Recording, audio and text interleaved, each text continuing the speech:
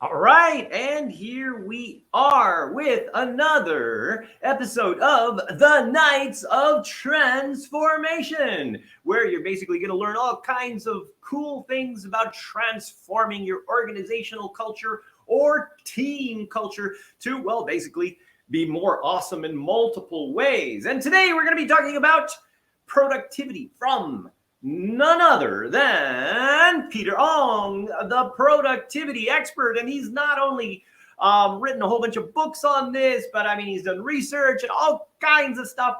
And so Peter is going to be giving you some very clear insights on how you can get more productivity in your organizational or team culture. So, Peter, welcome.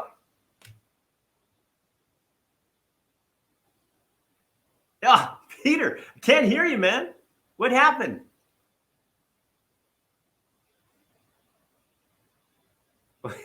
Oh, no. You were fine just a moment ago. Everything we did was perfect, and now you're gone. Oh, I heard something. I heard a click. Keep talking. Keep talking. Keep trying. Keep doing something. Okay, this is embarrassing. Okay, so no worries. Keep going. Let's go ahead. Keep trying, Peter. Keep trying. Okay, let's see what we can do. See if you maybe you didn't mute yourself. You're still good. Okay. For some reason, your audio just stopped. That's tragic. And okay, push some buttons, Peter. Come on, push some buttons. Make things happen. Okay, can you hear me? Oh, there he is. He's back. Yay! Peter is alive and well. Okay, fantastic. Thank you. Let me share a little bit of my story. Is it possible? I think that is an excellent idea, Peter. Why don't you share a little bit about your story and also tell us a little bit? Hey, I mean, one of the things I know about you is you interviewed a whole bunch of entrepreneurs on, and different organizations on productivity for your first book. So tell us a little bit about that and you. Oh, thank you. So before we talk about the culture of productivity, the journey is very important. I share with you my turning point.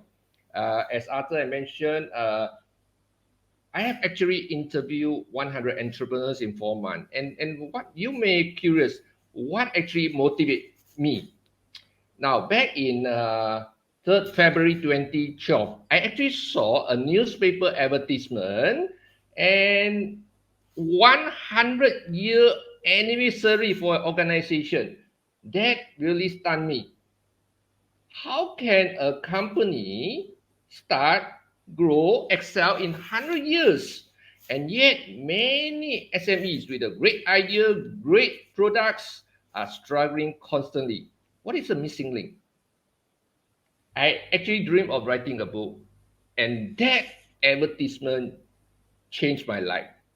And I decided at that moment, I'm going to interview 100 entrepreneurs and discover the missing link and to help manufacturing and organization in the productivity journey. Nice. So tell us a little bit about the book, and you've got like a whole bunch of examples in there and stuff. So give us some insights. Okay, just one of the story that is very important that link to productivity. Now, everybody know IKEA. Let me share with you a little bit story behind that, which I done quite a bit of detailed research. IKEA have been growing, from just a retailer, furniture retailer, and then they go to furniture manufacturing, and they've been successful in Europe. But in 1976, at the age of 50, the founder of IKEA have one big question. He's in a crossroad. So what will happen if I go outside of Europe market? Will it be successful and sustainable? He actually in soul searching. So then he discovered something. What have made IKEA so successful until today because of the century-old culture. And so he write down this called the IKEA Little Dictionary. It called the Testament of a Furniture Dealer. And inside this small booklet, it write down explicitly the 8 core value which form the culture or productivity of IKEA, like simplicity, cost consciousness, and this being communicated to all across the IKEA office worldwide. And because of it make everybody throughout the world, the employee throughout the world, believe and commit into this same culture of productivity. So where we are, IKEA is so successful today, just because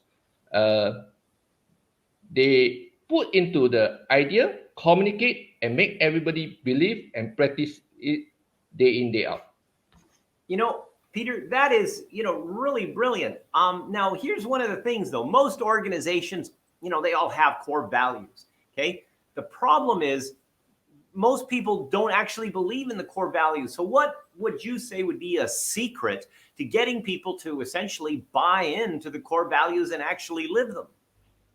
Oh, many companies, we have the core value just hang on the wall.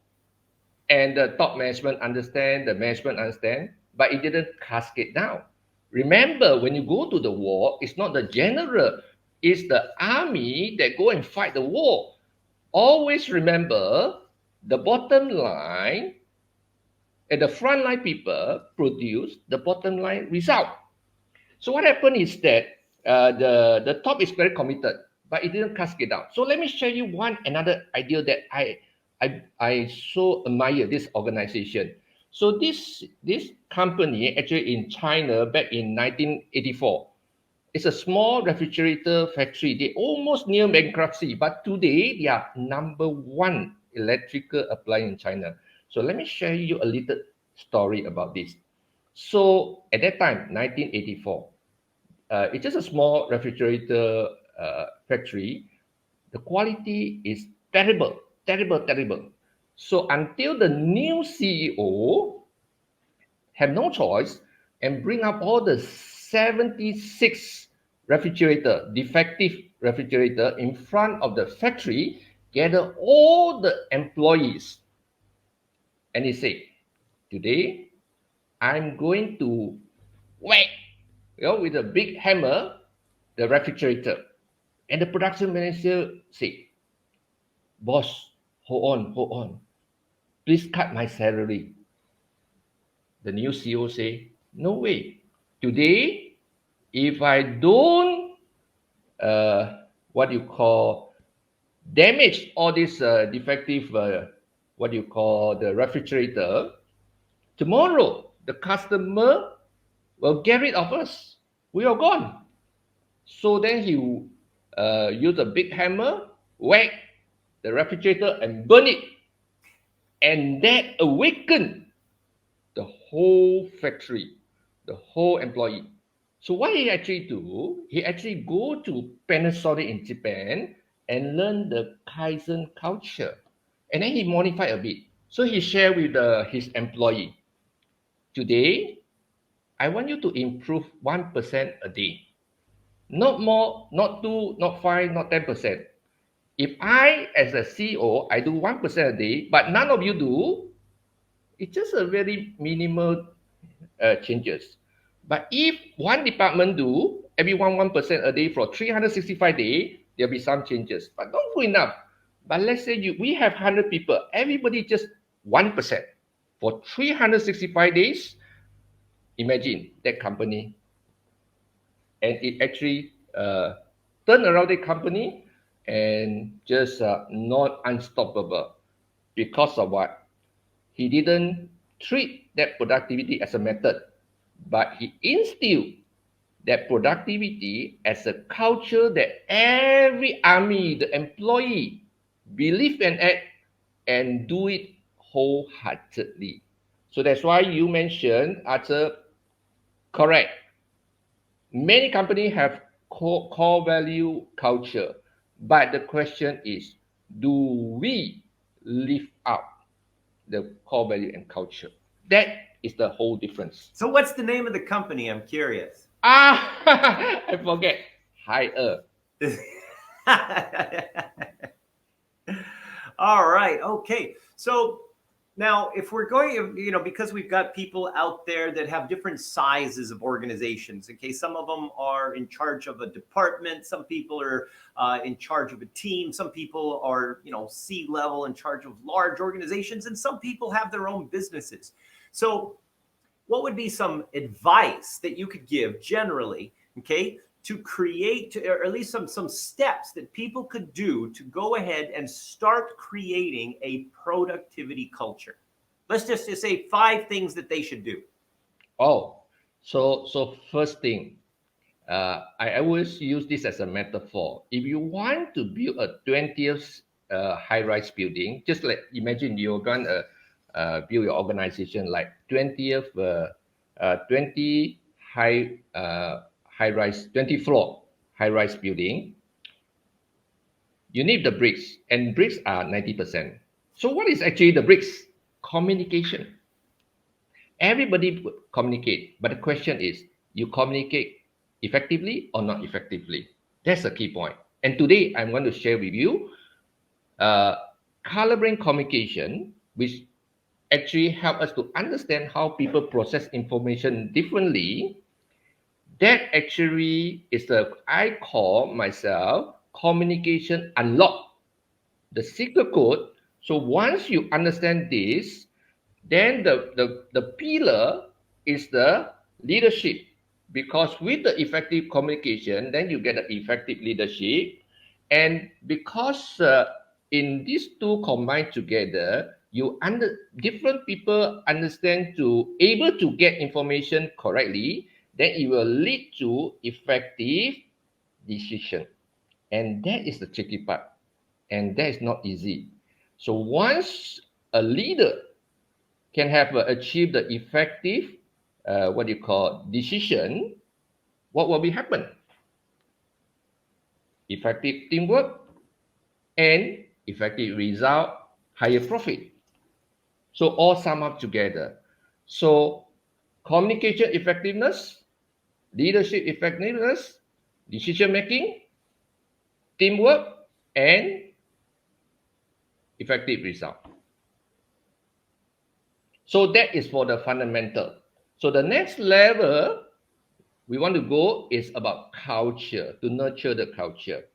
So what I do is we have in the directive communication, we have an assessment called Organization Culture Evolution Assessment Navigator, so that you understand where your culture. There's a 5 level of this 5 level of culture. And what happened is that in directive communication, we don't call it culture change, because it's very difficult to change culture. People will have resist on that. The moment you say culture change program, it will be designed to fail. Sorry to say, because every mind is closed. So directive communication, understand, go to the ground for so many countries and find out the secret code, culture evolution. We bring an organization, we assess them, and we bring them to the next level, step by step. So then everybody will feel comfortable and they're eager to go together with the organization, the top leader, to pursue the culture of productivity and to the next level. And of course, that in itself is also part of the solution of getting people engaged in it, right? Because people can see, oh, look, we're, when the management, when the leadership basically share, the progress that people are making, that continues to get people excited. It's like that 1%, okay, just a little bit every day. So as people start to see, oh, we're making this progress, it excites people even more, because they see that what they're doing is actually working. Yeah, precisely. So we have something called squad lead.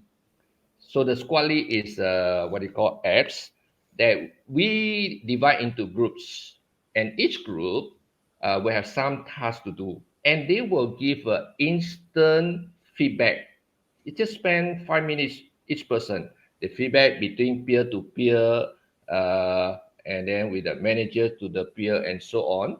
And everybody get encouragement, understand where they are, and support each other. And it's just fantastic. It's just enjoyable, lively, and we make this what you call the culture evolution program.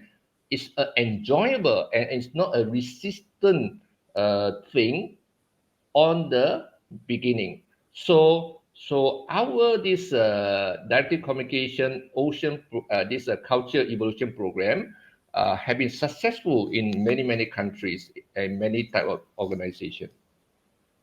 All right. So now, because we have done lots of different organizational culture development or evolution programs, but each one focuses on something different, right? Some of them want to be more of a sales focused culture. Some want to be more of a service focused culture. So okay, tell us what makes a productivity culture. Specifically, what are some of the factors that create a productivity culture? Okay, so I personally is a strong believer and a practitioner of Kaizen culture. So let me share a little bit story throughout my years of observation and analysis. So this is the world story about Kaizen. So in this after Second World War, Japan turned to ash. So US feel a little bit what you call feel not nice. Guilty. Guilty, yeah, guilty about that. So he sent a special ambassador called Dr. Demin. He's the father of quality to Japan to help to rebuild Japan economy. And so he actually give the 4 words called PDCA, plan, do, check, act. Whatever you do, you need to plan well. You need to do with your wholeheartedly, 100%. You need to monitor, see, checking. And then you don't stop there. A means act, means continuous improvement. Now, what happened in many organizations, they treat productivity, this Kaizen is as a method. When there's a problem, we use PDCA. So company can't go very far sustainable. But what if a company, if an organization or the employee use PDCA day in, day out? So then it become a habit and become a culture, and that make the whole difference. That So I make the guess that's the difference between a productivity method and a productivity culture. precisely. So the Japan just spent about 20 to 30 years become the in 1980s become the world's second economic power. And then 1984, I talk about the story of High Earth. That time, China just coming up. All right. So the High Earth is a symbolic a story whereby manufacturing is back way behind. So with that incident, the this burn down the defective refrigerator, and this higher CEO go to learn the Kaizen from Panasonic, and then this story, higher story spread in China, so other manufacturer also start to learn Kaizen culture. And today, Kaizen culture means they already sort of come to be a universal because Japan have a deep rooted, very deep rooted into this Kaizen thing. And today, this Japan actually export the Kaizen culture, the type of training to Europe, back to US, and to all part of the world. So I would like to summarize this that Kaizen is no longer belong to which country. It become a universal.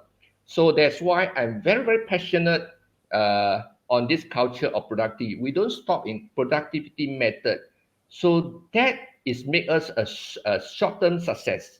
So in order to build a new culture to sustain in the pandemic and post-pandemic, we need to shift just a small shift from the productivity method to culture of productivity. So the higher story, the IKEA story, explain and illustrate this, the success of if you change just a small shift from productive method to uh, culture of productivity. So in your book, you came up with this whole thing on how organizations can build this, and mostly you're dealing with manufacturing companies. Is that correct? Yes. Okay, so your focus and most of the clients that you've dealt with, in order to really bring them up to the next level in organizational or in productivity culture, are manufacturing companies. Okay, so you, if anybody's like a manufacturer, you would be the guy to talk to. Okay, Yeah, I can now assist. let's okay, so let's take that. If let's say maybe somebody they just need coaching. Okay, how do you coach somebody to build that kind of productivity culture? Yes, yes. We identified the using the ocean, the organization culture evolution assessment and navigator, and find out where they are now, what they want to go there, what is their gap, and then after that we define something like 6 month management coaching program, and then we have a basic training, the fundamental selected according to their needs, and then we have a what you call, let's say for example this organization have 10 managers, then I will do one-to-one coaching because every manager have different challenges and the area they want to grow. So it's a very customized, but all this moving to the big goal of the organization where they want to go to in their culture of productivity.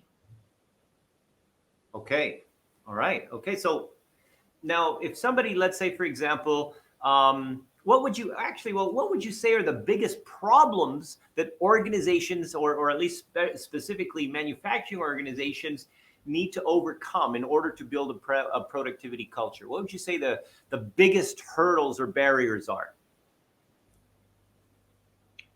A biggest area is we look at things short term.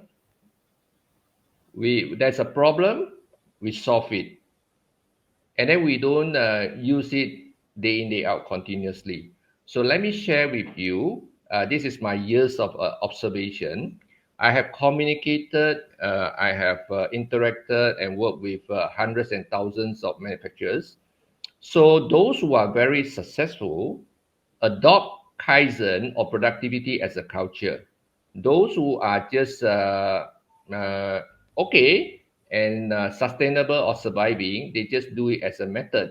So that's a big difference. So if you even SME, if those people adopt, Now, just to let everyone know, SME means small and medium enterprise, okay? Because other countries don't use that same acronym, just to let you know.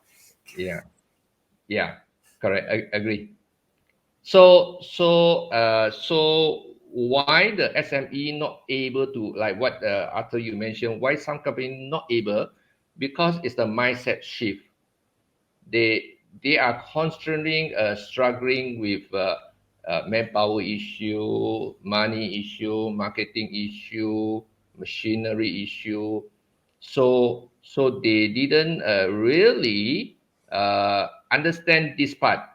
So just like the story of hire, I keep telling this story in the some of the selected training program. The higher story is what I'm so admire, and that is the best story that that's just tell the employee, I don't need you to have 5%, 10% improvement. I just need you 1%, and every day, 365 days, every day do that. It's just amazing. So the obstacle is the owners, business owner, need to step back and think. Well, you're firefighting, you fight for survival, good. But do you want sustainability? Do you want to break through? The answer is shifting from method to culture. Culture is a uh, long-term and competitive advantage for any organization. It doesn't matter manufacturing or any industry. Culture is the way forward, especially post-pandemic. Absolutely. And now you've written a second book, and that includes post-pandemic type things too, right? And so tell us a little bit about that. Okay, I have inside my books called the 15-second book called 15 Q&A for HR practitioner, of course, for all the manager also, in terms of how you can help to reduce or solve your these people headaches. So all is from the secret from my years of experience. I just give you straight away the answer. Now, at the last part, there's a 20 productivity tips. So let me share with you just two tips that will change the way you think of culture of productivity instantly. Now, first one is we have a lot of distraction a day in our working life. Let's say 8 hours, we have many distraction. All right.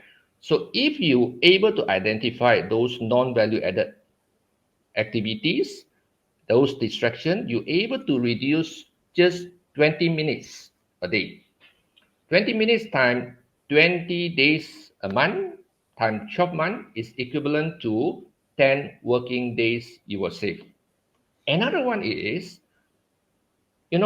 as a manager, as a leader, we have meeting, and sometimes meeting just take too long. So what if you introduce some good practice in this meeting and make it focus, and you can save 20 minutes out of the 60 minutes. That means instead of 60 minutes, not so long, it's a long and ineffective, make it effective and 40 minutes, and you reduce 20 minutes, and you can again save 10 days in a year. So if you do just these two activity, you are saving 20 working days a year. However, discipline. Discipline. So Nice. culture. You do one day, you just got 20 minutes safe.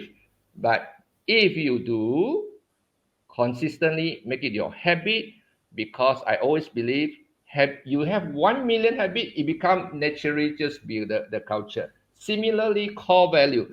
Don't just hang on the wall. Practice it, get all your team to practice it. So if you have 1,000, 10,000, what do you call, everybody practice the core value, naturally you go to the working culture. And this, of So course, is where work gamification comes in to continue and get people having fun while practicing these new ideas and core values. if you are interested, you can download this book in my website www.sbmtrain.com. www.sbmtrain.com. So this is a small gift from me to everyone who want to help your people to grow and to go to the next level. Fantastic. Fantastic. All right, Peter. Well, do you have any last words? I mean, first of all, I mean, what, if people want to contact you, okay, we've got sbmtrain.com, okay, but, what if they want to contact you directly? You have an email? Yeah, you can actually go to download my ebook. Then I will get communicated. I will get connected with you. Ah, sneaky. All right. Okay. So last words, Peter. What would you like to leave the audience with? Uh, Last word. Uh, Learn from world class organization. They have gone through what you call a long journey. IKEA and Hire just two example of many other good interesting stories down there. Just open your mind, open your heart. So compare why world class organization are world class and sustainable, and why good company are good but sometimes difficult to sustain. So I share with you already. Actually, the word is culture. I give you the simple illustration. Saving 20 minutes a day means a two activity means 20 days saving. So learn more and to explore, understand what is culture, what the role will play. Because even though I tell you that is the answer, you will may think, so how should I do that? So my question is, you download my book, 15 Q&A, because it's my accumulate 30 years of experience. I give you no nonsense, straight to the point. That's why I call this book called 15 Q&A. However, you need to digest it, and you don't need to practice all. Just pick out one or two, do it 365 days or 90 days. As Anthony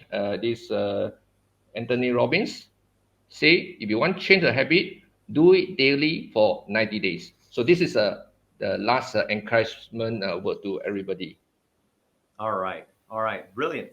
Well, Peter, thank you so much for joining us here on the Nights of Transformation.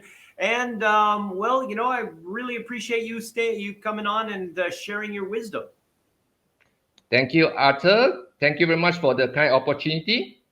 All right. So see you guys. Bye. See you in the next one.